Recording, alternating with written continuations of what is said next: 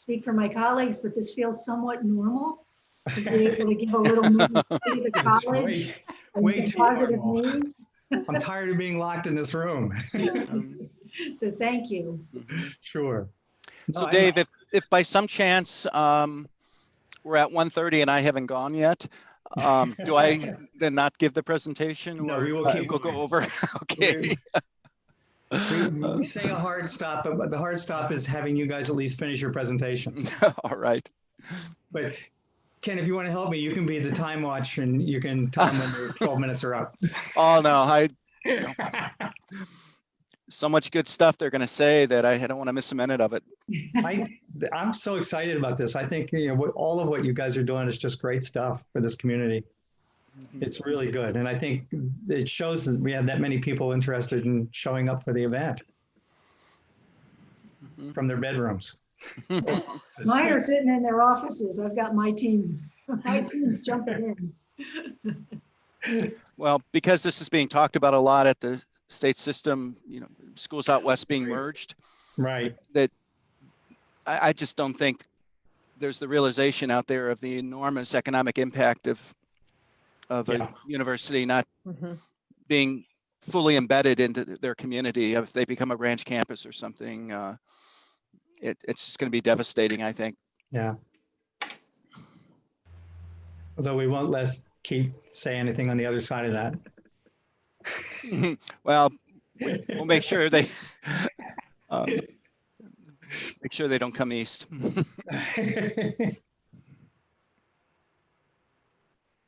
Yeah, there's some challenges. There are challenges for all five of you right now. It's just I don't think people really appreciate it. And it's the epidemic, but I think it's also beyond that. Yeah. Oh, way beyond that. Yeah. I'm going to give it another minute or so and I'll start letting people in. Okay. I see Heather Adams from BCTV is joining us, and Heather is we'll get her a copy of the show that she can put up as well. Hi, Heather. Hi, Heather. Hi, Hi, Heather. everyone. Thanks so much. Good to see everybody. Good to see you.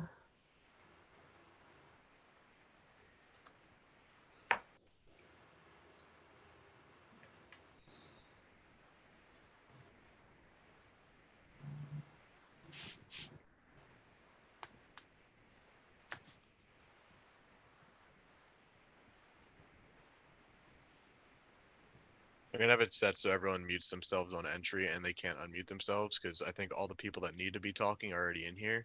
So I think we're good there.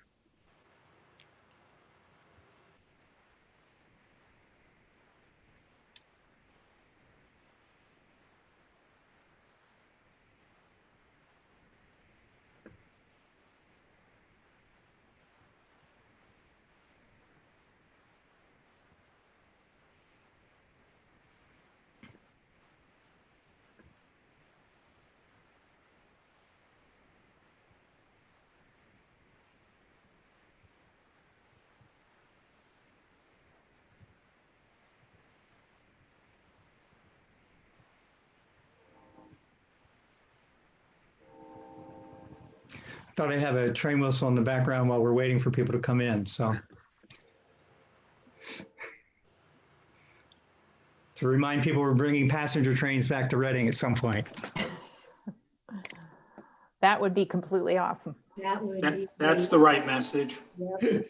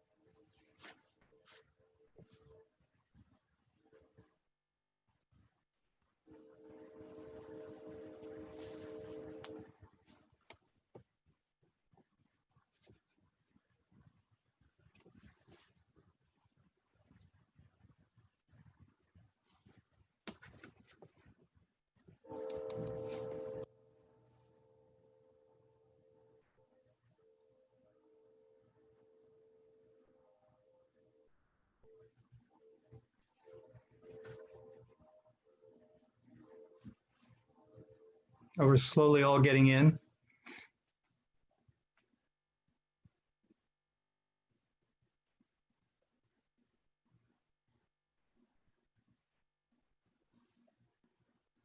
Give it another minute or two.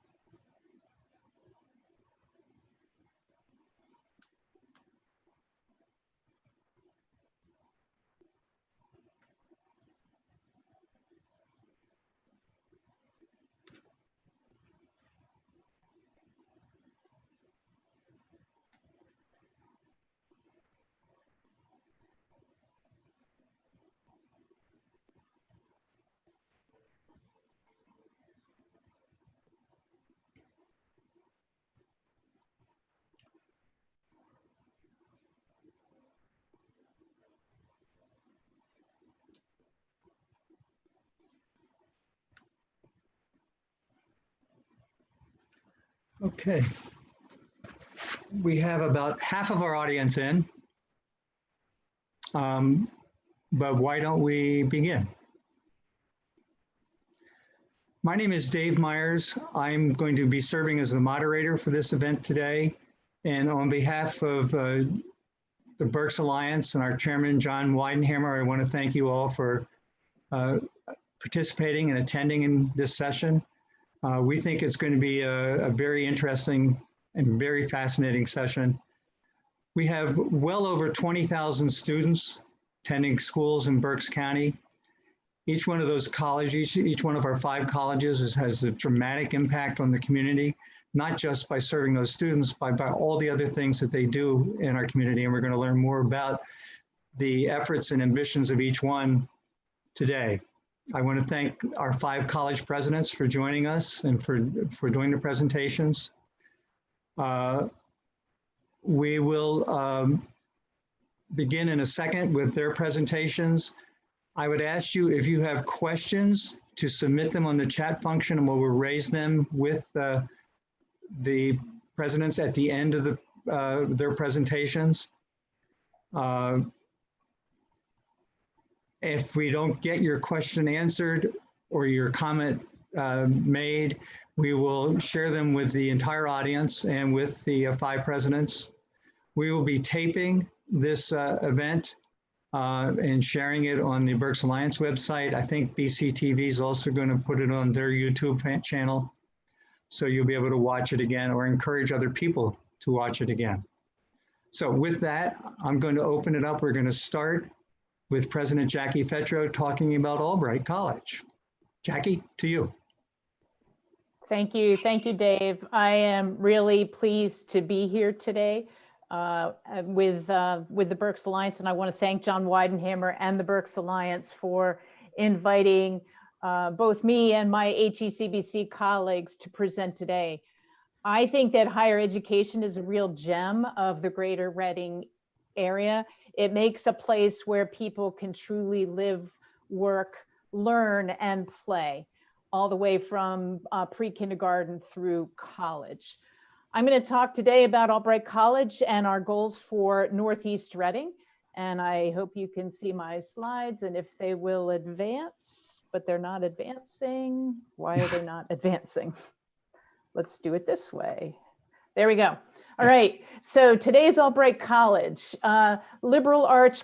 We are the oldest college in Berks County, traditionally a liberal arts college, but we have always had a strong professional development and workforce development program. In fact, 65% of our majors and co-majors are defined by state and federal government as workforce development. And because of the flexibility of our curriculum, over the past 5 years, over 90% of Albright College graduates have combined majors and co-majors that are focusing on workforce development. So they're prepared for the workforce, that first job, as well as for a lifetime of jobs. Some fun facts, as I already said, we are the oldest college in Berks County. Our theater program, our Dominoes Players Troops, has been nationally recognized by the Kennedy Center with numerous awards over the past decade. And for those of you who don't know, being honored by the Kennedy Center is the equivalent in the theater world of winning the NCAA basketball tournament. Our music industry studies is recognized by Billboard magazine. Our pre-health and pre-allied health programs are very, very strong. This is a longtime strength of Albright College. And over 90% of students who apply to medical school from Albright College are accepted, including a regular pipeline into Hershey Penn State School of Medicine in our third-year acceptance program. And our fashion and merchandising program is a top 30 nationally ranked program as well. Here are some fun facts, some points of pride, and I'm not going to read these to you, but these are the fun facts about the current Albright. We are a top-rated liberal arts college, nationally ranked in the top 40 for socioeconomic mobility. We are a diverse college and very proud of our education of students of academic promise. So one of the things that I think about is the anchor institutions in a city or in a community. And these are anchor institutions, are organizations that are rooted in their communities by mission, investment, and relationships. And historically, and even today, local governments have focused on for-profit companies. But in today's world where for-profit companies are not always as committed to staying around for the long haul, the nonprofits, the colleges, the universities, and the hospitals are critical anchor institutions. And again, thinking about the 3 colleges we have in the city limits and the 5 colleges that we have in Berks County is a great strength of this region. We have thought of ourselves, Albright College has thought of itself as an anchor institution in Northeast Reading. And we have developed very long time partnerships with some of our local entities, including our elementary and high school institutions that are close by. You may not have known, but a fun fact is 13th Street in Reading is the only place in the country where you can go from kindergarten to graduating college all on the same street, from 13th and Union to Northeast Middle School to Reading High School to Albright College. We have long had a partnership with the 13th and Union Elementary School that has been supported by the Why Missing Foundation and other organizations. We have expanded that now to be a partnership with 12th and Marion and Northeast Middle School. We also host the Center for Excellence in Local Government, which is directed by Paul Jansen, and Paul does a great job partnering with our local governments on the best practices in local government. More recently, we have focused on bigger partnerships with Northeast Reading. We have 2 task forces. The first is our Shared Future Task Force, where we've partnered with residents in the community to think hard about what ways to make our Northeast Reading a place to live, work, learn, and play. We have also created the Youth Development Partnership. This is focused on Northeast Reading. It's focused on that area of the city that's covered by Northeast Middle School. And at the same time, it includes partners from across the city who are interested in youth development in Northeast Reading. And we are looking at ways that we can support actively educational attainment in this part of the city. We started both of these partnerships 2 years ago. We have done surveys on what residents and school partners actively need, and we are beginning to work on solving or supporting their missions. More recently, we have partnered with an organization, Metaplex Property Group.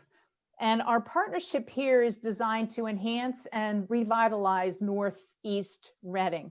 Again, our goal is to enhance our community so that it is a place where people can live, work, learn, and play. I'm going to talk to you just briefly about a couple of the projects, one that is done and a couple that we have ongoing here in Northeast Reading. I first want to talk about Rockland Hall. Rockland Hall was built in 2017 by a third party. It was designed to enhance the residential college experience at Albright College and to give our students a safe and apartment style living that was on our campus and part of our residential housing.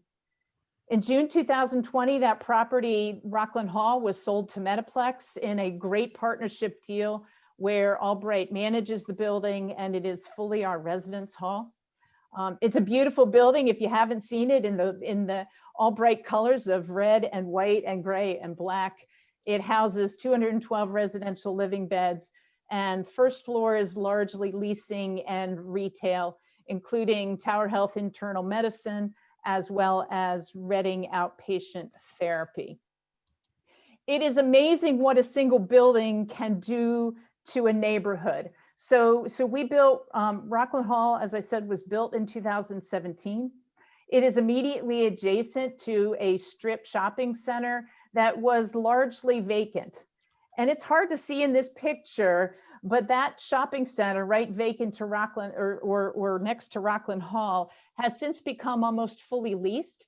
And they have taken on Albright's colors, the colors of the shopping center. They have really upgraded the shopping center to align with the Rockland Hall color scheme. And as I said, the shopping center is now almost fully leased out.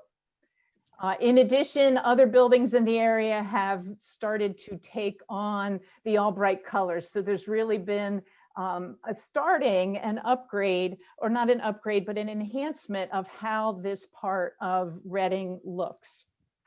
And what we want to do, what Albright College wants to do with Metaplex, what we have in the works with Metaplex Property Group, is that a continued enhancement, focusing on those parts of the Albright campus where we have, where we own property, where we can enhance property, and where we can put it to better use to benefit our students as well as our community.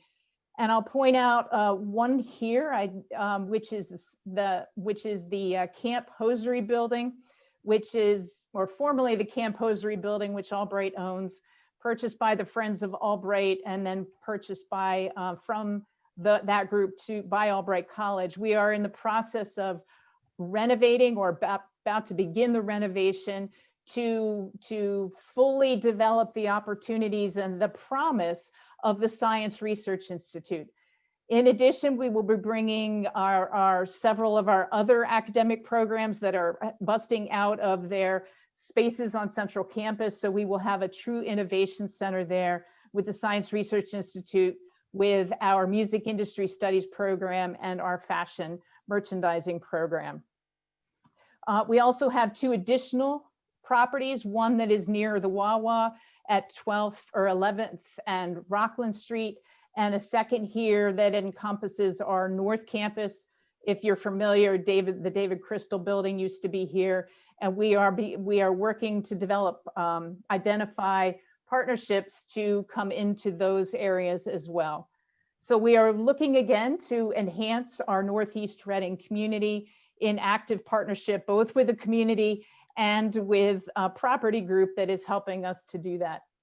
Again, I want to thank you all for your attention, and I want to thank Berks Alliance and John Weidenhammer for allowing us to be part of this today. And I am going to turn it back over to Dave. Thank you, Jackie. We did have a question about, and I'll just leave this for now, about how people can be connected to some of the youth development initiatives and the neighborhood development initiative.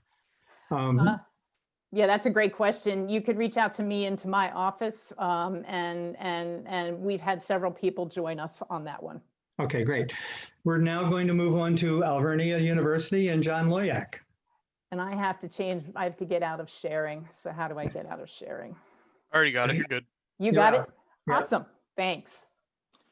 Well, good morning, everyone. And again, thanks to Dave and John and the Berks Alliance for giving us this great forum this morning and into the afternoon.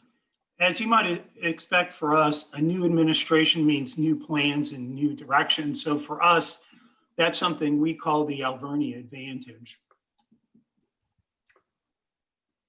So everything we do at Alvernia starts with our Franciscan identity and core values. That really informs everything we do. And as we move the university forward into its new vision, there are really 3 critical areas that are emphasis for us.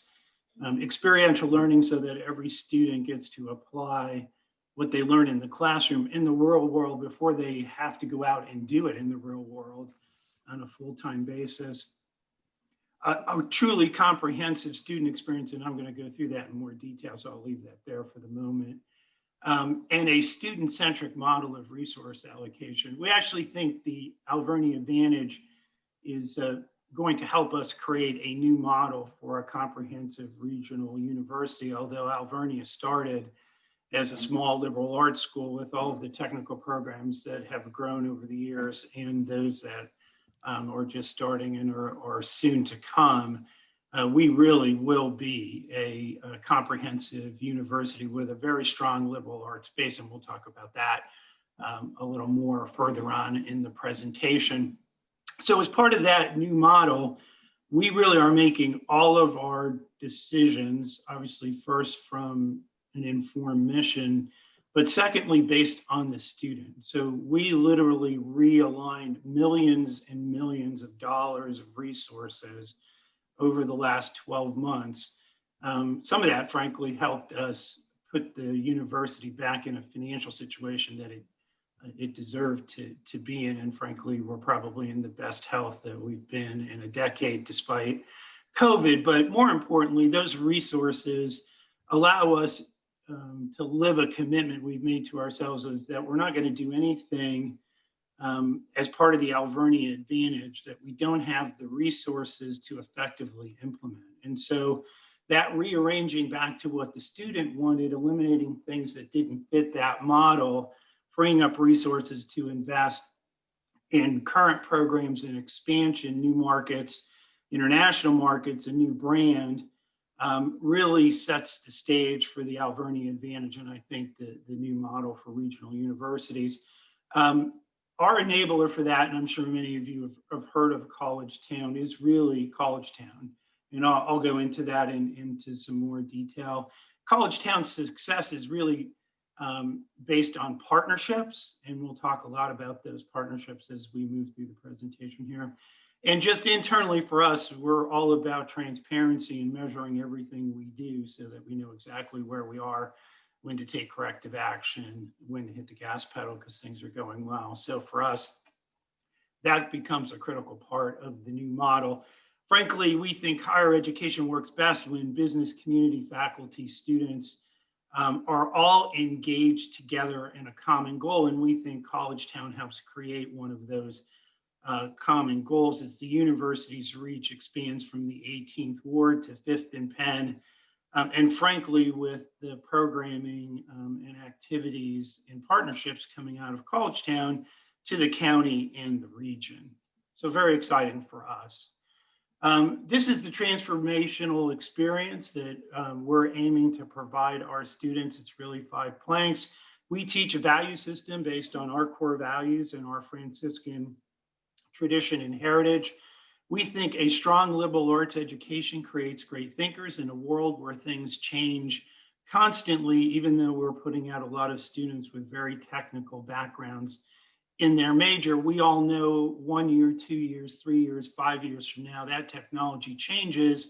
What we want our liberal arts education to be able to do is create adaptive thinkers who can move with those changes and be successful. Of course, we're tying that together with high quality technical outcomes, as the majority of our programs, frankly, are focused on technical programs in health science, now engineering, business, communications, and many others. Again, that experiential learning piece of it, where every student on our campus will get out and what they're learning, get to do it in the real world, and be able to take both of those things into their career as they get started. And we teach a sense of community through service. All of our students are required to do service in the community.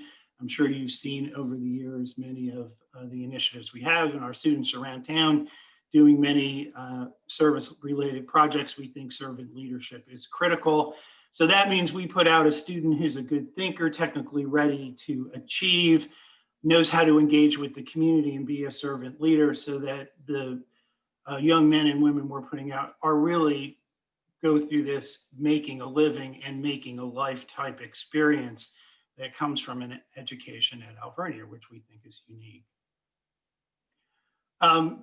The new model is paying big dividends as we've started to move to our student-centric model and student-centric decision-making.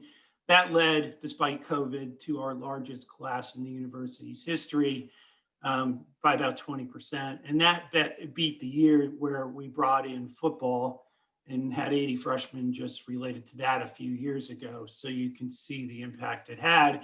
It was also our biggest international class in history, as we, one of our goals is to globalize our campuses. And we made great strides on that in the first year. Our experiential learning model has been nationally recognized by College of Distinctions, both as a Catholic university, as a comprehensive university, and a university within Pennsylvania. Again, I think demonstrating that people are getting the direction we're trying to head and the impact of sort of our new regional model. The enabler for us, because we do have plans to grow and grow programs and grow connections to the community, is our Reading College Town project. So many of you might think, well, why downtown? Why would you want to go downtown? Downtown has some barriers. For us, it's a cost and time thing. For us to build in the 18th Ward, we would have to tear down a neighborhood, design, put new steel in the ground. Those are 3 to 5 year projects. Frankly, we have programs that are ready to go by renovating a building like the one we bought on 4th and Penn and others. The cycle time for that and the cost is much lower, and it allows us to enter the market and provide new student experience. It's mission expansion for us. The Sisters started their mission 125 years ago, or a little more than that now, in downtown Reading, serving the underserved, always having an education component to that. And we continue to bring that to life today. We see a great opportunity for the city and the university to grow in tandem by being in the city. And that means economic development. There's now not just our project downtown, but 7 others. I won't go through that in detail, but if you're interested, the Lehigh Valley Business Journal just put out a very nice piece that highlights all the collaborative projects and the impact on downtown Reading. I suggest you might go out and take a look at it. And again, for us, College Town is all about partnerships, and you're going to get to see that here in a second. So we think of College Town in a pyramid. I need the building because I need a place to grow, and frankly, I'm out of living space, so I need somewhere for my students to live. No better place than an active downtown. We also believe that our initiative, and have from the very beginning, even before I got to town, that our initiative would spark other initiatives, and that clearly is happening. Again, we need the building because we want to grow programs and student experience and activities. We're doing that through a comprehensive business incubator that's student-centric, so that becomes part of our experiential learning and also part of economic redevelopment as new businesses spin out. We'll talk about this a little later, but we're currently incubating 31 community businesses. We needed student living, and we saw it as a great way to connect to the community. We've always connected to the downtown community with our South Reading Youth Initiative and Reading Scholars. We will take that to new and different levels. In fact, I have a community meeting at the Doubletree on Friday to talk about how we help our new neighbors around us in the center of the city. And I'll give you some ideas of that here as we move forward. So again, it starts with the building. So with much fanfare because of the tax settlements related to the building freeing up for us to purchase, we finally got through that whole process, success, thank God, on June 30th. So we now have 260,000 square feet to grow housing and programs and experience and community connections and partnerships, and we're well on the way to doing all of that. RLPS and Warfel are working together on the design. That final design will be approved early in December at our December trustee meeting, and we'll have an announcement about construction start right after that meeting. So the new academic programs, we're going through big refresh efforts in our business and communication programs. Those will be moving downtown. A few weeks ago, we announced 3 new engineering, electrical, mechanical, and industrial. We're working with 13 businesses in the Berks County region, all heavy engineering needs, all working with us on labs, using their PhDs to teach our students, joint projects where our students and faculty will work to solve some of their priorities. We call that Project 6. You know, if you have a list of 10 projects, you never get to 7, 8, and 9. The goal for us is to partner with those businesses to provide resources to help get to Project 7, 8, and 9 with our faculty and students in creating experiential learning. We just announced an esports program a few weeks ago that will also be located downtown, and that is just a start. With 260,000 square feet, we're already looking at the next wave of programs, including additional engineering laterals and other programs that will ultimately fill that building from an academic perspective. On the economic redevelopment, it's almost, well, maybe it's not quite a year now, we repurposed our Opaque Institute to focus on economic redevelopment as that bottom part of the pyramid, knowing that in it, and we brought Rodney Ridley, who I know is on the call and has done just a fantastic job. I brought him from Northeastern Pennsylvania, from Wilkes University, to build this concept with me. And Rodney's really the person who will run much of what happens in the downtown, whether it's new engineering programs or the business incubator. Rodney and I have been working with the team to build all of these partnerships. The business incubator is kind of all full at the end. It's hard to believe in 7 months you could go from an idea to sponsors like Pepsi and Customers Bank and SCORE and a whole mentor network and a funding network through the Lehigh Valley Angel Network to really be able to bring businesses to life. And we're working on dozens of more partnerships in that arena as we are on the engineering side. I will say on the business incubator side, it was nice to be recognized in part, become part of the Ben Franklin Technology Network even before we had bricks and mortar, one of the things that COVID did was allow us to do this virtually, since everybody was doing everything virtually, and really allowed us to get off to a great start, and I think have a big early impact on development of businesses in the region. These are some of our partners. You'll recognize a lot of these names that are working with us in the business incubator and the engineering program. Just gives you a sense of how critical partnerships are. And it's not just business partnerships. Many of our partnerships so far have been focused on the new things that we've been kicking off that have a redevelopment or a business tilt to it, since the Building Downtown is really focused on those types of programs. But frankly, there'll be a whole series of partnerships in support of the community that will be announced in the coming weeks that will join these list of partners as we work to help people in the downtown who are now becoming our close neighbors. Student living, here's a little peek at sort of an urban apartment. I teased my student government when we were first announcing this on campus. I said, I know why you will like the 401 Penn building, because you literally can get up at 7:55 for an 8 o'clock class and you won't be late because you'll just punch the elevator button and be in your classroom, which they all seem to appreciate and also laughed a lot about. And again, on the community relationships, I think many of you have heard about the business-oriented ones. I think some of the ones to come that are more mission and community focused will be around food insufficiency and healthcare, because that's our expertise and that's really the focus of our kickoff meeting downtown on Friday. Again, I think a lot of you know our mission, but we're really focused on taking the Sisters mission and building on it with a focus on serving the underserved through education and creating economic opportunity, and then also being a good partner in town with our programs and support to help the local community all at the same time. And this is just a picture of some of our students out doing community service work, and you'll see a lot more of that in the downtown. We also have a partnership with the Downtown Improvement District, assuming that reauthorization stays on track, to be able to do some things with them in the downtown. So I'll leave you with this thought. Frankly, I think the higher education model is broken. I think we read about that a lot. In fact, there was a great article in the New York Times just the other day about how colleges and universities are reacting to COVID and competition and what that means. What it really means is we need to change. I think our new model for regional comprehensive university is how Alvernia University will cope with it and grow and thrive.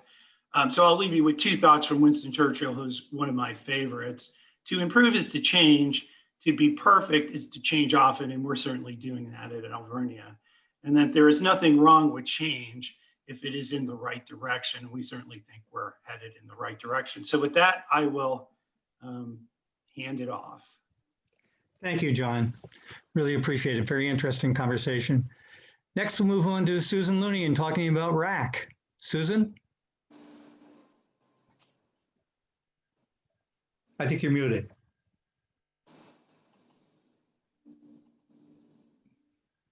Should now. Okay, there we go. And thank you also to the Berks Alliance for inviting the presidents of the 5 colleges and universities in Berks County to speak about the state of our colleges during these unprecedented times. I'm proud to tell you that RAC continues to stay mission focused as we serve students under our 4 hallmarks of access, opportunity, excellence, and hope. Access. Our staff, faculty, and administrators rose to the challenges created from COVID-19 restrictions by very quickly developing virtual classrooms and services. Whether it was creating engaging virtual graduations and health profession pinning ceremonies, or fortifying student services such as financial aid, advising, tutoring, faculty and staff mobilized with a common goal of supporting and celebrating our students. As shown on this slide, this moment at the May 2019 commencement ceremony speaks to access perfectly. Kyra Kolb, who's now attending Albright, was determined to walk across the stage at graduation. As she shook my hand, she whispered, "I'm going to fall." I leaned in to steady her, and I whispered, "No, you are not." Nothing is more important to me as president than to ensure students have access to education that puts them on the path to achieving their dreams. During this crisis, we've had to tell our students, and sometimes ourselves, you will not fall. Kyra is one example of the spirit of our students and of RAC, determined, brave, and proud. I am continually inspired by our students. In this time of crisis, they have taught me that leaning on each other is the only path forward. This fall, our key strategy was to provide students with educational choices. They could take their classes on campus or virtually. These options ensure students could start or continue their education where they felt most comfortable during the pandemic. This semester, courses are on campus with small class sizes, as well as online and remote. During the summer, our health professions and our manufacturing labs began face-to-face delivery when the state moved to the yellow phase. Getting our Schmidt Training and Technology Center reopened was critical, as over 225 industry partners count on RAC to ensure there is a well-skilled, well-trained workforce. Student access to our labs and training materials took innovation and collaboration by our industry partners to help students earn their industry credentials so they could either enter the workforce or be upscaled for promotion. Even during the early days of COVID-19 restrictions, the Schmidt Training and Technology Center did not completely close. Instead, instructors and staff made 8,000 face shields for frontline workers as a partner with the Berks PPE Resource Network. RAC was happy to be part of this community, education, and industry collaboration. Opportunity. Once students enter our doors, they have the opportunity to change their lives for the better.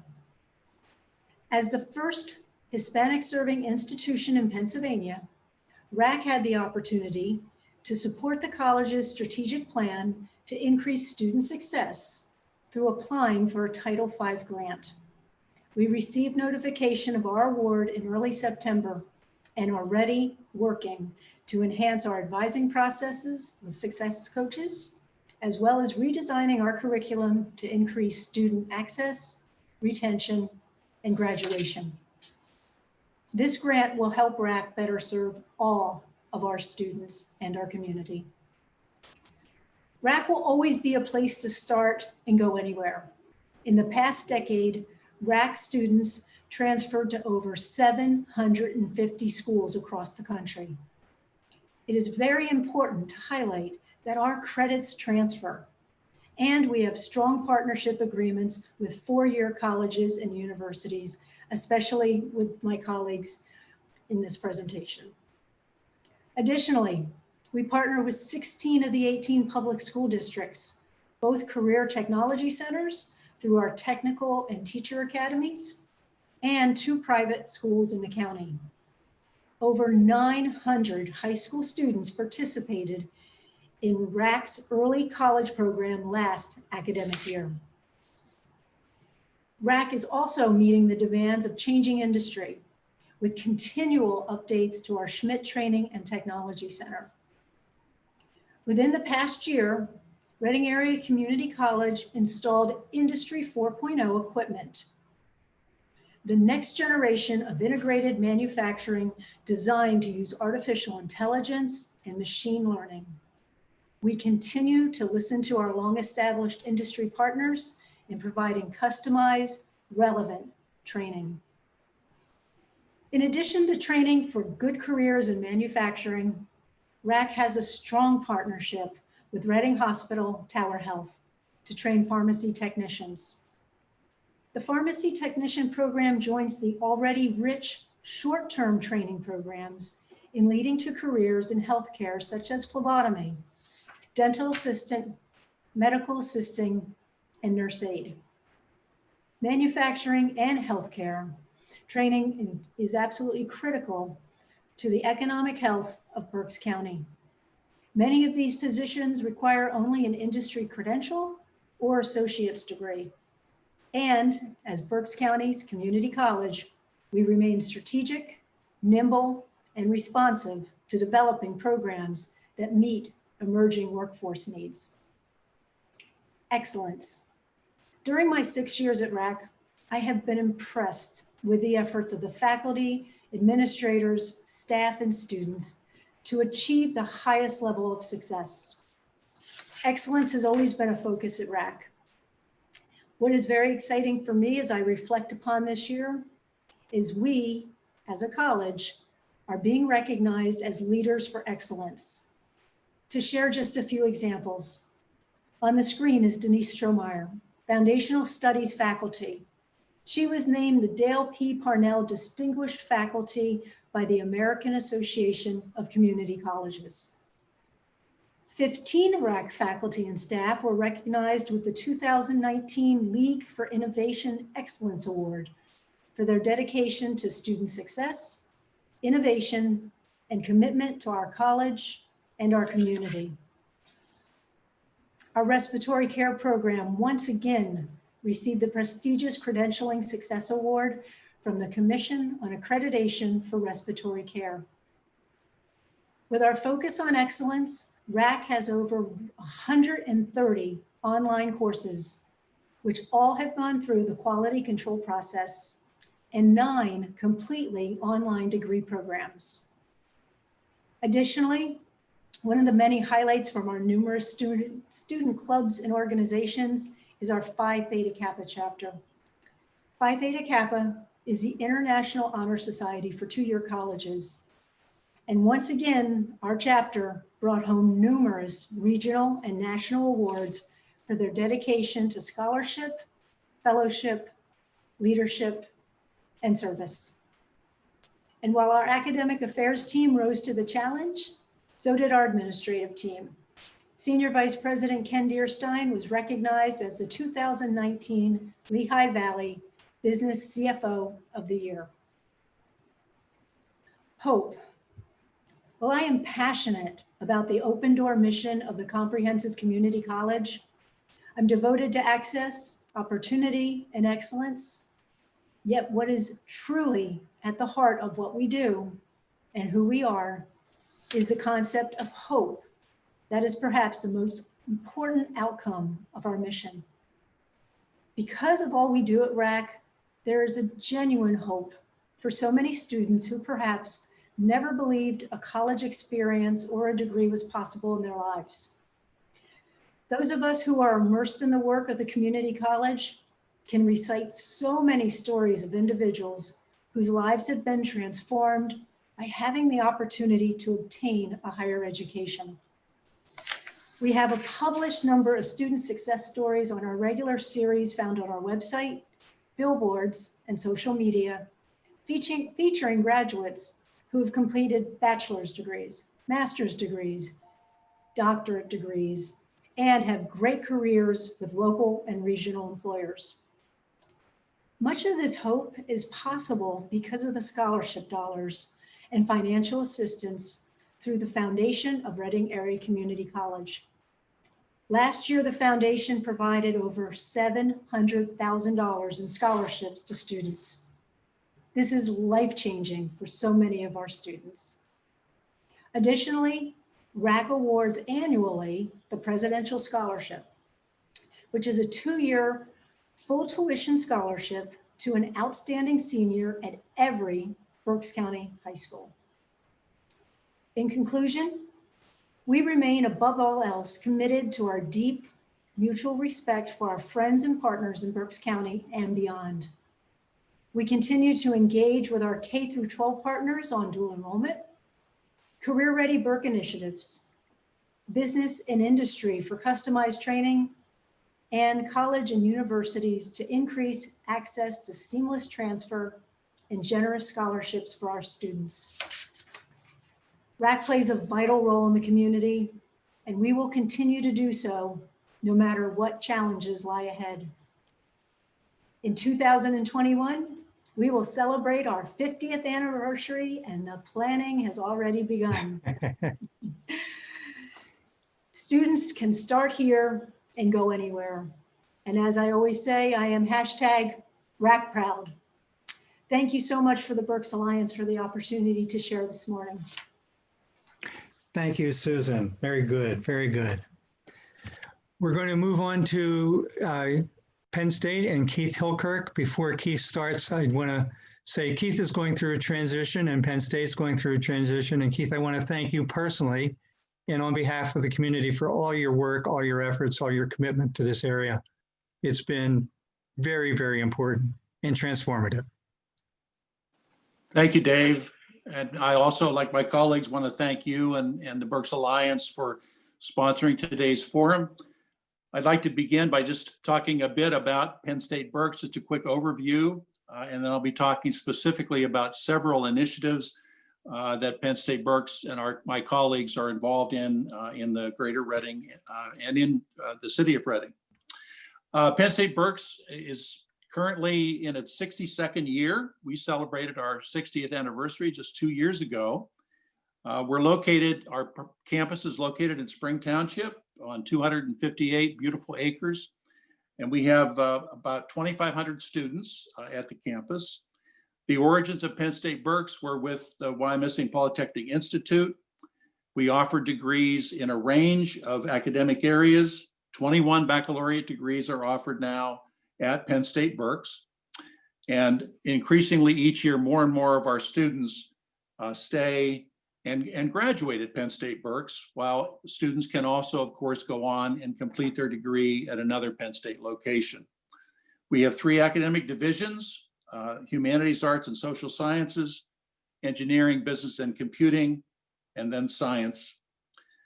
And each semester, in terms of the engagement with our community that several of my colleagues have discussed today relative to their institutions, we have more than 400 of our students each semester who are out in the community completing internships at a variety of companies, industries, and nonprofits. One of our longest standing community engagements and commitments in the community was the PEP program. This PEP stands for the Penn State Education Partnership Program. Now, this is a program that was begun 30 years ago. The initial focus was on serving students who were preparing to become teachers in order to prepare them for being successful in a diverse and multicultural classroom. But now today, the PEP program in Reading involves Penn State Berks students who are serving as mentors for Reading School District middle and high school students. Over 1,000 students over the 3 decades of the program have been mentored. 25 PEP scholars have actually enrolled at Penn State following their graduation from Reading over the past 8 years. And a number of those students began as mentees, being mentored by Penn State Berks students, which it's been fun to just see that circle be closed over the number of years that I have been at Penn State Berks. Thank you, Derek. Currently, we have 2 locations where we are working with community partners in the heart of the city. One of those is with our partner, Penn State Fellow Campus, Penn State Health St. Joseph, which was purchased by Penn State Health approximately 5 years ago. Upon St. Joseph's joining the Penn State family, we came together and decided that there were a number of different opportunities that we could embrace and work on together. And so primarily at their downtown campus at the corner of 6th and Walnut, we are engaged in a variety of initiatives, which I will share momentarily. In addition, for the last 3 years, we have had our Penn State Berks Launch Box, which is part of the Invent Penn State program, which is a re-envisioning of the cooperative extension that Penn State University has been involved in for the last over 150 years, a re-envisioning of the cooperative extension, focused on the 21st century, and particularly growing, supporting entrepreneurs and helping to support and grow the innovation economy across the state of Pennsylvania. The theme for the launch box is Don't Quit Your Daydream.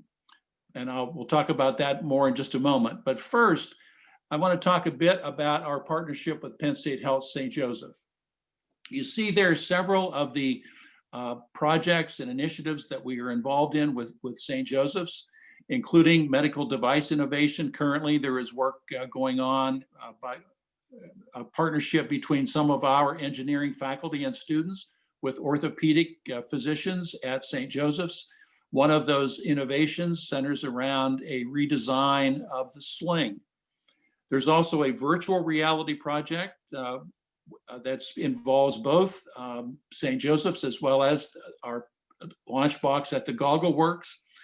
And in addition, we're involved in a CDC-supported racial and ethnic approaches to community health project. And finally, I want to talk more specifically about the Veggie RX project that has been going on now for the past 2 years, partly supported by the United Way in Berks County. And Derek, go ahead, please.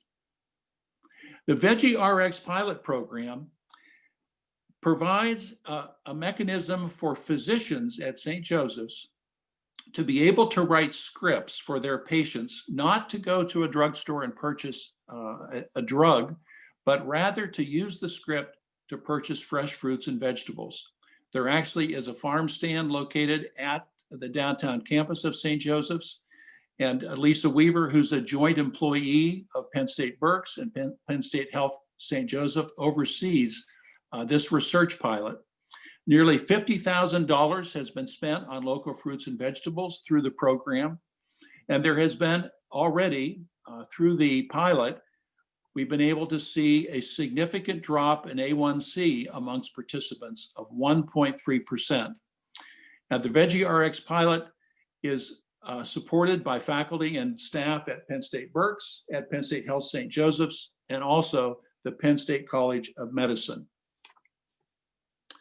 Now, I mentioned the launch box. The launch box, which is located at Goggle Works, is part of the Invent Penn State initiative. Now there are launch boxes located at every Penn State campus. There are 21 launch boxes now across the state with a focus on the innovation economy and working with entrepreneurs and budding entrepreneurs to help them with their particular idea. And you see that theme there, don't quit your daydream.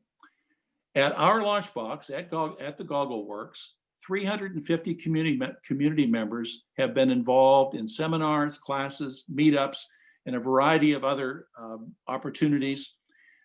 131 entrepreneurs from the greater Reading community have engaged with the launch box in a variety of ways. A startup actually can get free space there at the launch box for up to a year while they are beginning to bring their idea to fruition and get off to a good start. This year alone, the Launchbox has supported 76 people with startup ideas, 748 people with live webinars or recordings, as well as in-person events. Now, of course, those occurred prior to the pandemic, but the Launchbox has continued to serve the community during the pandemic remotely as well. Go ahead, Derek. There are several upcoming events that are being planned right now. One of them actually for tomorrow evening, Proven LinkedIn Strategies for Entrepreneurs.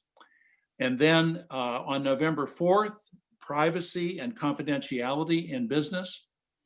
And then a focus on Latinx entrepreneurs, startup success, lessons from Latinx founders.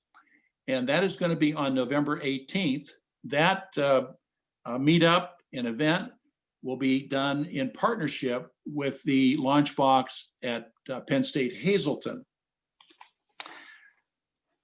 And there is also something that's just beginning. As with my colleagues, we are involved in a number of partnerships across the city. Now, most recently, we are just commencing with a feasibility study in partnership with the DoubleTree, as well as with Penn State Health St. Joseph. And what we're looking at is a way to build upon some of the lessons that we've learned through the VeggieRx program, with a focus on increasing access to fresh fruits and vegetables and improving our nutrition in the greater Reading community.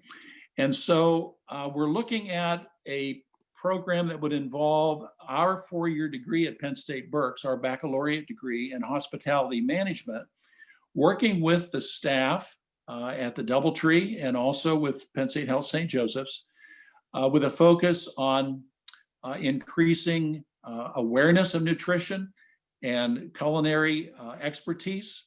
In addition, recruiting more and more students to seek their baccalaureate degree in hospitality, to serve the Reading and the greater Reading community.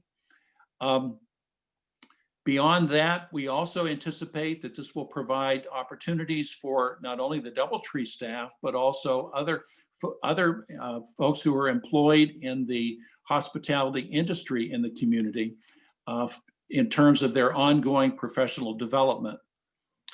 As some of you know, Craig Poole has created a model there at the DoubleTree with a focus on employing people who live in the city and in many cases are able to walk back and forth to work. And we're hoping to build upon some of those lessons as well. I want to conclude by just making a couple quick observations. As you're hearing from all of my colleagues, the work that we're doing in the community is built upon partnership. And just, I would also share with you, I mentioned already some of the support that we have received from the United Way. In addition, just recently, a $500,000 gift commitment from Penske, which has been matched by Penn State, which is going to enable us to have a much more solid foundation building into the future of these efforts, particularly focused on the innovation economy and entrepreneurship. I think that we have an opportunity as 5 colleges in Berks County. We have an opportunity to create new synergies in the ways that we work to serve the community as well as to serve our students and prepare them for their careers and lives of service. And I think that the challenge that we face is trying to create those synergies in ways that will reduce or ideally eliminate redundancies in the ways that we serve the greater Reading community. And that's a conversation that perhaps we could even begin today, but it's something that I look forward to working with my colleagues as well. Thanks again, Dave, and the Alliance for supporting today's event.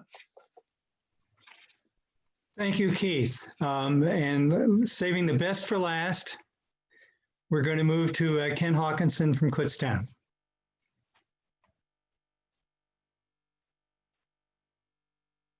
think you're muted.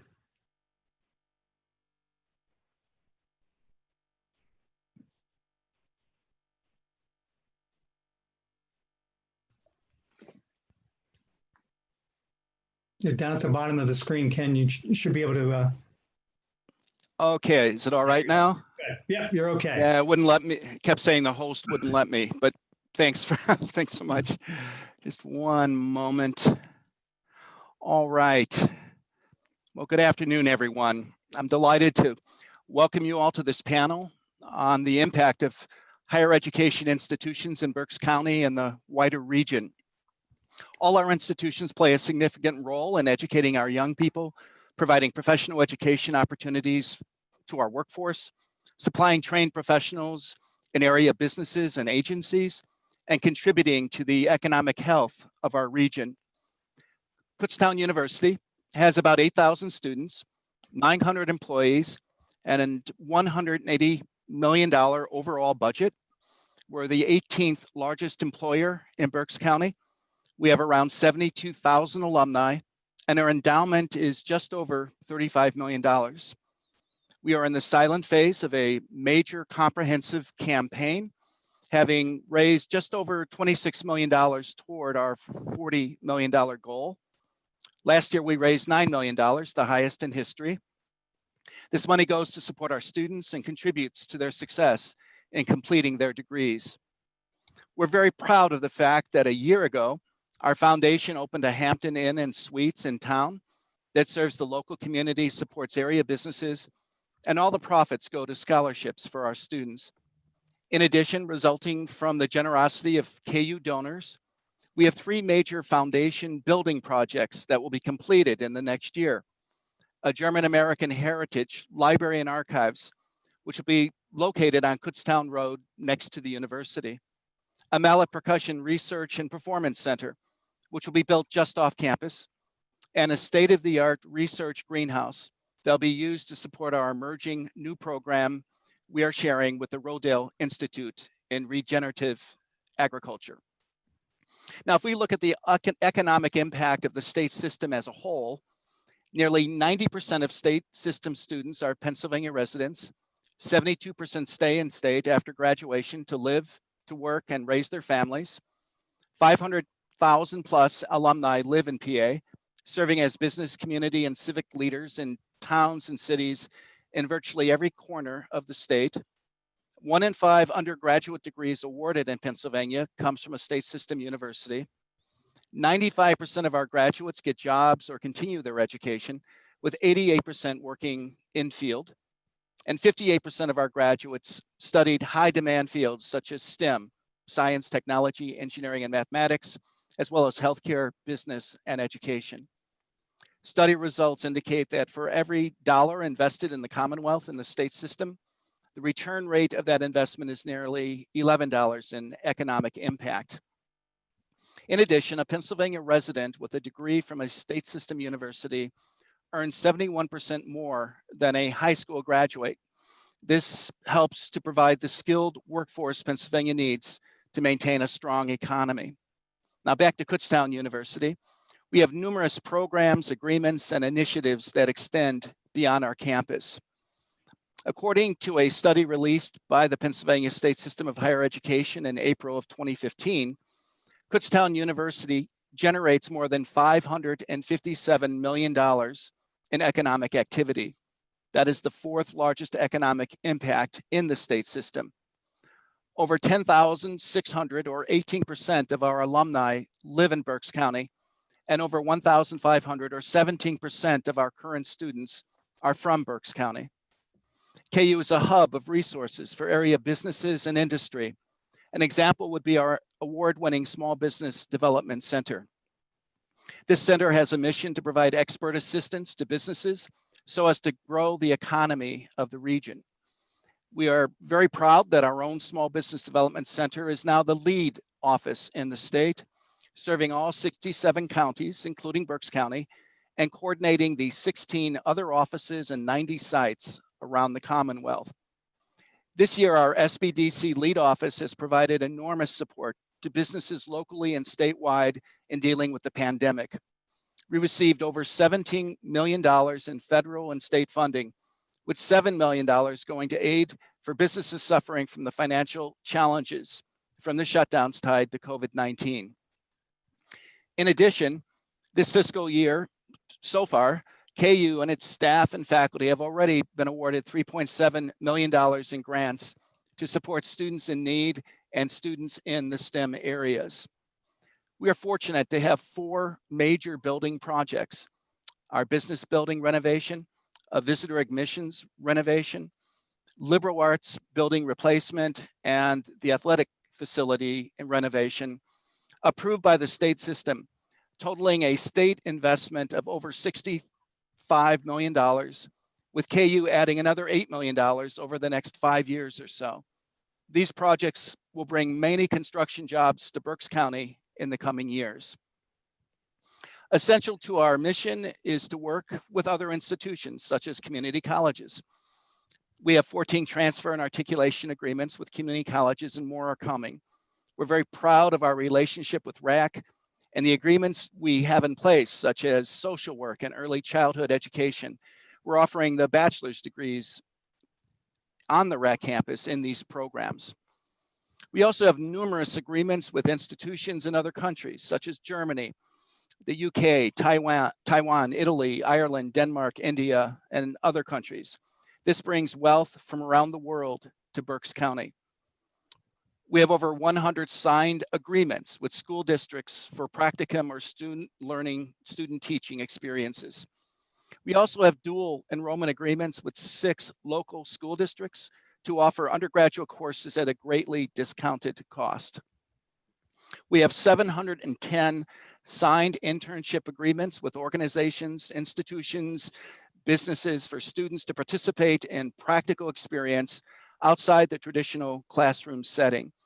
Many of these internship agreements are with Berks County businesses and agencies. Kutztown University also provides enormous opportunities through our camps and conferences. The pandemic has greatly affected our camps and conferences this year, but if we were to use the prior year as a guide, total guests the summer of 2019 was approximately 22,000 people attending our numerous camps and conferences. We have hosted people from the region, state, country, and around the world. For example, we hosted the Boy Scouts Jamboree, held May of 2019, with over 3,000 scouts and leaders on campus. During the school year, we normally host events such as the annual Special Olympics of PA Eastern Region Sectionals, serving almost 1,500 athletes, coaches, and families, and approximately 5,000 guests.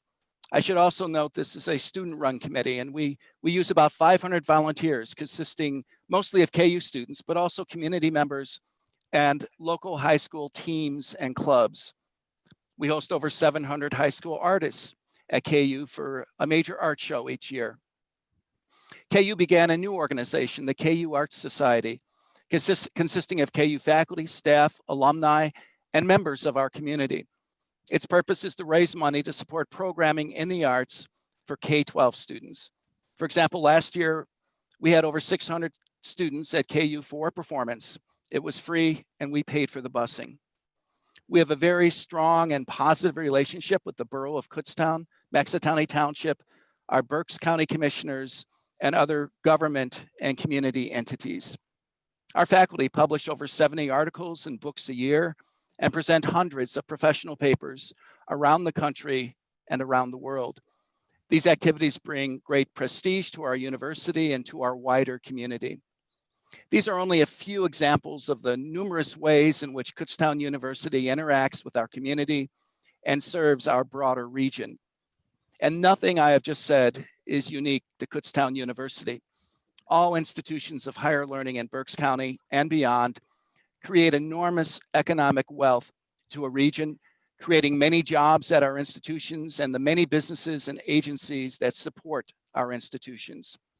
We are totally embedded in our community and region and have served as anchors to the population's economic well-being for many, many years. In the case of Kutztown University, 154 years. We look forward to many, many more years of prosperity as we look to the future. And this concludes my remarks. Great. Thank you, Ken. In our little bit of remaining time, I'm going to ask all 5 of you to open up your mics, and we'll have a few questions. I have some that I prepared, a few that the audience has submitted. Each one of you has talked about using or creating physical assets in the community as a way of community engagement. Why would a university want to do that? What benefit is there for you for doing that? We talked about the hotel, Ken, you've talked about that. John, you got the big one, College Town. Keith, you talked about healthy villages.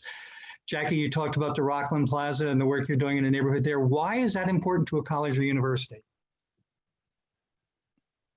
I'll say it from my point of view. The colleges, anchor institutions and colleges will thrive with their community, and they will not thrive if the community does not thrive. And so working together to enhance the infrastructure, I think, is important to the thriving of a community. I think the second place is, and I think my colleagues would agree, we are institutions of higher education. We our educational mission is to help students engage with, to get real life experiences, to engage with the diversity of people, to develop their skills, enhance their skills in really working, collaborating, leading. These are the skills that people, they need in the workforce. And we can't do that if we stay bastions of isolation. We have to integrate with the communities. We will grow as institutions and as a city in a greater Berks area if we work together on enhancing these parts of our communities, creating opportunity not just for our students, but also for our community residents. In the case, one other case, Dave, for the Science Research Institute, it's really offering this truly distinctive educational program to a much wider community. That's why we partnered with Conrad Weiser to move this and create a big facility. They had outgrown their space. And moving Science Research Institute allows us to really enhance educational attainment from grade 5 all the way through in this science, technology, and other creative fields. So that would be my thoughts. Anybody else? Dave, I'd like to respond to it by just mentioning that the Berks Alliance, I think, has supported not only today's forum, but recently through the business competition, you provided opportunities for students and recent graduates from our colleges to compete in terms of their ideas about an innovation. And as you know, 2 of our groups were recognized, Traduki, which is an app, translation app that's been created, but also Verdi Mantis, which is a 3D printer printing company startup. They're examples of the intersectionality of content, knowledge, and theory when it actually hits the real world. And there's no better way for a student who's preparing to be an engineer or to be, whatever their particular career is going to be immersed in reality, the world of practice that is sometimes horribly unpredictable.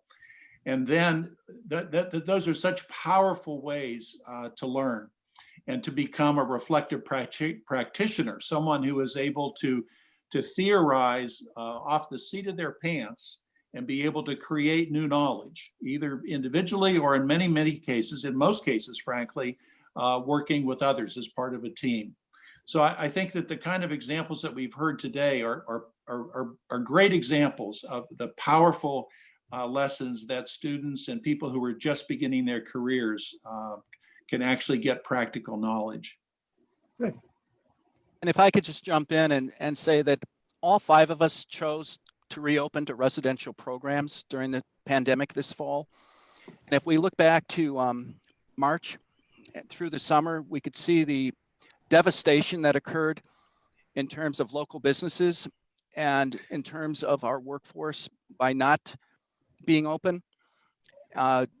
Many of the businesses in Kutztown, for example, of course, had to close throughout this period. There weren't the thousands of students on campus to support the businesses.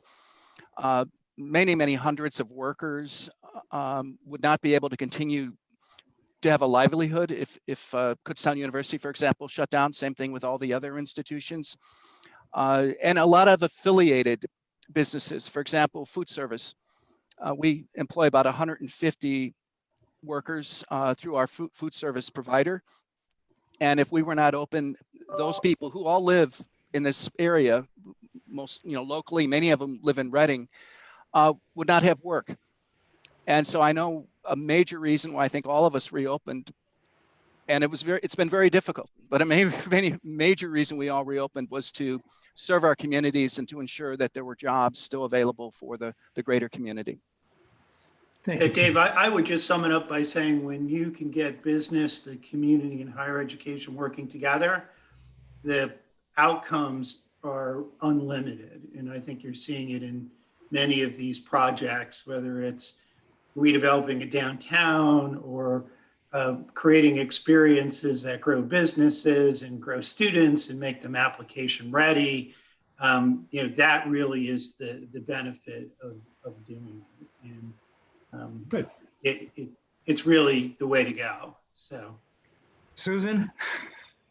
Just to echo, community and partnerships and the relationships in Berks County with so many wonderful organizations. I mean, we can't even list them all, but definitely the Berks Alliance, Why I'm Missing Foundation. Just there's so much good in this community, and so many people want to see things grow, improve, economic viability, economic growth. And, we all as 5 unique higher education institutions all add value to that. And that's why I think it's just extra special that we had this opportunity to present today. Good. Well, let me ask you, all of you, you've all done significant investments in the community, but is there one more big thing that we can do, that you can do individually or collectively to make Berks County, to make Reading a healthier, more vibrant community, if you all pulled together to do it? Is there something big out there beyond College Town and the neighborhood stuff that you're doing, Jackie? Ken, what you're doing in Kutztown? You can tell me. I have an idea. I'm interested in what my colleagues think about this one. I said it in my presentation. I think the fact that we have 5 distinctive colleges and universities here in the Berks County is a distinctive. And if there was a way, we have this with Alvernia where students can take courses across. But if we could really become like the colleges in a couple of other communities, there's one in California, there's one in Massachusetts, where students can really cross-fertilize and take advantage of, Albright students could take advantage of what Penn State offers that we don't have, and vice versa. If we could figure out a way to do that, we're a little farther apart than schools who do this most effectively, but that sharing of academic programs means that we are offering more opportunity to more students, and it makes Reading a place to be for higher education and takes advantage of that opportunity. Dave, I got two thoughts. I think Jackie's just thrown out a really interesting concept. We do have a foundation we could build upon because, as Jackie indicates, for years now, the colleges have been able to allow students who are short a course, for example, to graduate, and their college is not offering the course, for the student to be able to go to one of the other 4 colleges in the county and be able to take the course and then graduate on time. 2 things. When I was both my wife and I, after we were in the Peace Corps, we came back and we were able to get remission of some student loans that we had gotten from the National Defense Education Act because we were teaching in schools that met a certain socioeconomic level. I think something like that in the greater Reading and the Berks community that was even done locally.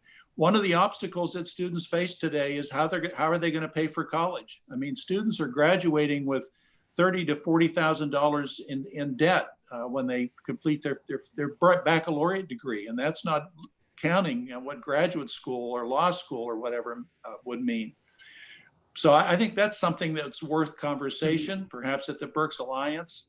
The other thing that I think is unfortunate, and again, in terms of lifting up the community, is that we have hundreds of children in Reading and in the greater Reading community who are eligible for pre-K counts, early childhood education, which we know from research over decades, we know the difference that it makes in people's lives, in their socioeconomic success, and just the fruitfulness of their lives.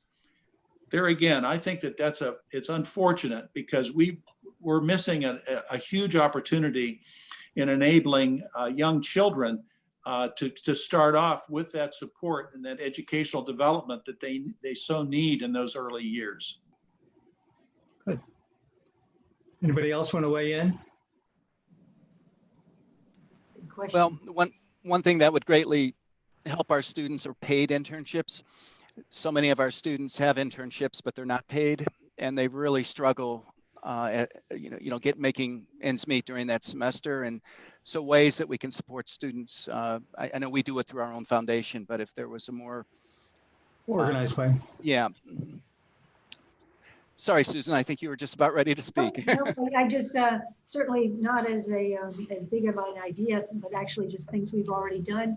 As the 5 presidents, we meet more often now, and we have pulled resources and shared very big name speakers. So if one of the colleges has a very high known or well-known speaker coming to town, they always invite all of us and our students, more importantly, our students, to attend to hear these speakers that alone maybe we could not afford. I know we've talked about it as the 5 presidents of maybe even pulling our funds together to get even a nationally known speaker.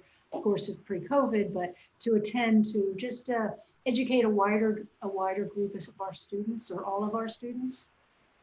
Okay.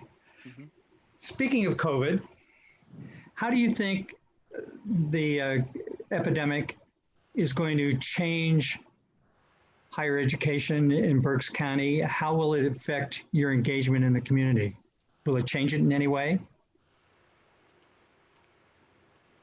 Well, are you asking currently as we stay in the pandemic or once we get out of the pandemic? I think that I'm more the new normal than the way it is now. Obviously, it's affected it now, but what do you see 3-4 years from now in terms of how the epidemic could affect your engagement in the community, how you do things?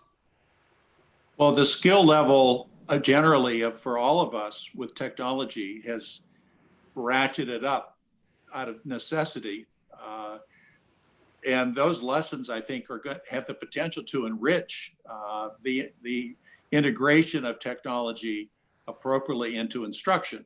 I hope that it won't mean that we won't also be educating people face-to-face in person. I think that's necessary too, but I think we've learned some very important lessons about it, how just being able to Zoom like this has been a phenomenal lesson, I think, for all of us.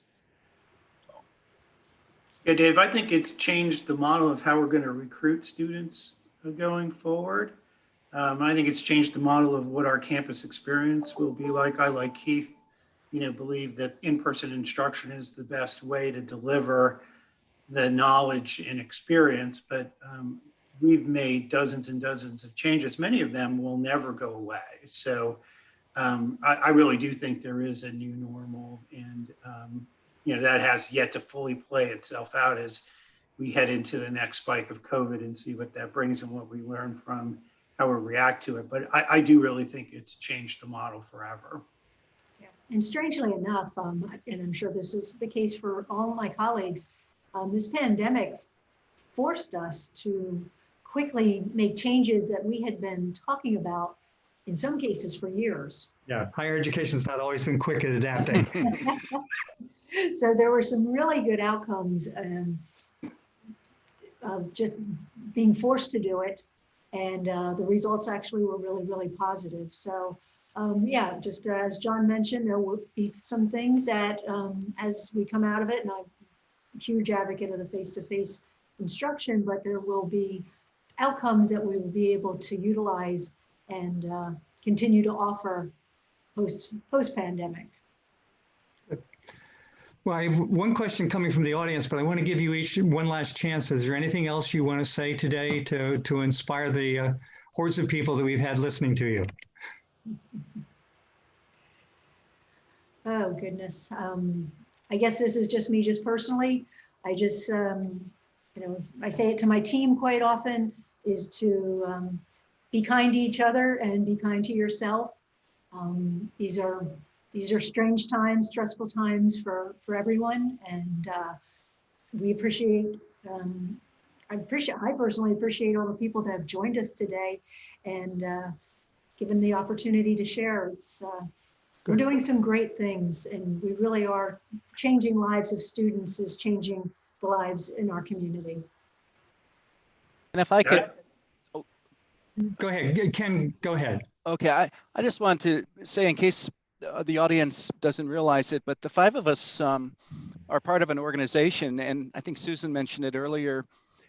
We get together about every 3 months. It used to be for breakfast meetings and then usually a nice dinner at the end of the school year. And we're all friends, and we all work together and help each other and give advice to each other. When I was a new president, Keith really took me under his wing and guided me through that first year. And now in my 6th year, I'm an old timer, but many people may not realize just how well we get along and how much we support each other throughout the year. Good. Dave, I think Jackie's comments earlier, I agree completely. I think that the five of us need to we need to talk further, but also the other piece of the Higher Education Council of Berks County is that the provosts and the financial officers and the people in marketing, all of the folks who work with us at our respective colleges also meet. And I think that there's some next steps, I think. I'm not sure exactly what they are, but I think there are some next steps. As I had mentioned earlier as well about creating synergy. We need to build upon this conversation today. Good. Well, I will get to my last question. I do want to thank you all. I also want to highlight the fact that all 5 of the institutions are members of the Berks Alliance. So you helped make this possible that we could do this, and we appreciate that collaboration. The final question came from the audience, and it's for John Loyak, and that is, what exactly is esports? But it's not electronically playing football, but it's competitive gaming for students. So the teams have developed it at many institutions, and those teams compete on a common playing form. We're going to have an arena, so we'll be able to host some events, which will bring some opportunity into the downtown as people come in for those events. But it's really a competitive gaming thing, very popular with students these days, you might imagine. So particularly technology-oriented students, and a lot of our programs fit that. So that's why we're kicking it off, and it's a fun activity. It is fun, and it Albright's it started an esports team 2 years ago. In fact, we competed for our first. They're the one sport that can compete right now because they're face to face or not face to face, and we won our first our competition in Overwatch. So John, it's really great that you guys are talking about an arena. We should talk about that because I think there's some real value there for this community with that opportunity. Okay. Well, thank you all. We've already had good reactions from the audience. As I mentioned, we did tape this. We'll be sending it out to everybody. We'll be posting it on the Berks Alliance website. We'll be sending it to BCTV. I want to remind people that we do these monthly. We're going to have one on November 19th with people from the Urban Land Institute coming to talk to us about creating healthy communities and what they can do. And some of the topics that we've touched on today are going to be re-highlighted again next month. So hopefully you'll join us for that. And on behalf of our audience, I want to thank the 5 presidents. You guys are great. This was very inspiring and very informative. Thank you very, very much. You're welcome. Thanks, Dave. Thank you. And with that, we will close out. Okay. All right.